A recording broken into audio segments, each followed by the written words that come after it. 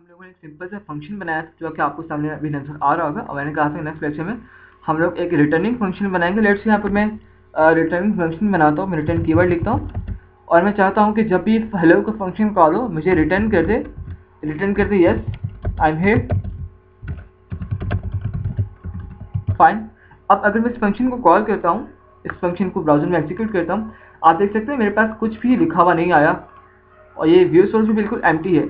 इसकी रीज़न ये है कि फंक्शन ने हमें रिटर्न तो करवा दी वैल्यू स्ट्रिंग, जो स्ट्रिंग हमने फंक्शन को कहा था हमें रिटर्न तो करवा दी, लेकिन इस स्ट्रिंग को हमने अभी तक इको नहीं करवाया, इसको प्रिंट नहीं करवाया।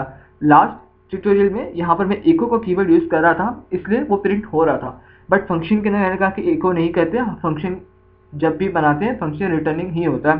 तो यहाँ पर फंक्शन भी हमें वैल्यू रिटर्न कर रहा है, हमें नज़र नहीं आ रही, बट फंक्शन असल में वैल्यू रिटर्न कर रहा है। और वैल्यू हम रिटर्न करवाने के बाद वैल्यू किसी वेरिएबल में सेव नहीं करवा रहे। जैसे यहाँ मैं चाहता हूँ मैं एक फंक नाम का वेरिएबल लेता हूँ और इसे इक्वल कर देता हूँ इस हेलो नाम की फंक्शन के साथ। अब लेट्स यहाँ पर मैं कहता हूँ कि मुझे फंक नाम का जो वेरिएबल है उसे मैं प्रिंट करवाऊँ। तो यहाँ पर क्या होगा, अब जैसे ही यहाँ पर हमारा ब्राउज़र इस कोड को पढ़ेगा, सर्वर हमारा अपाची सर्वर इस कोड को जैसे ही रन करेगा, यहाँ पर आके उसे पता चलेगा कि तो फंक्शन है, फंक्शन के अंदर जाएगा, यहाँ पर जाके इसे पता चलेगा कि ये चीज़ रिटर्न हो रही है।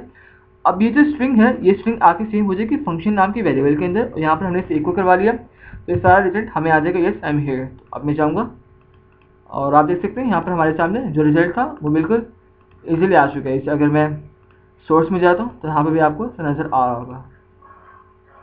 तो आपने देखा कि फंक्शन किस तरह से रिटर्निंग बनाया जाता है और रिटर्निंग फंक्शन से किस तरह से हम लोग वैल्यू रिट्रीव करवा सकते हैं। और अपनी नेक्स्ट लेक्चर में हम लोग फंक्शन को पैरामीटर भी पास करेंगे और देखेंगे कि पैरामीटर पास करने के बाद फंक्शन किस तरह से बिहेव करता है।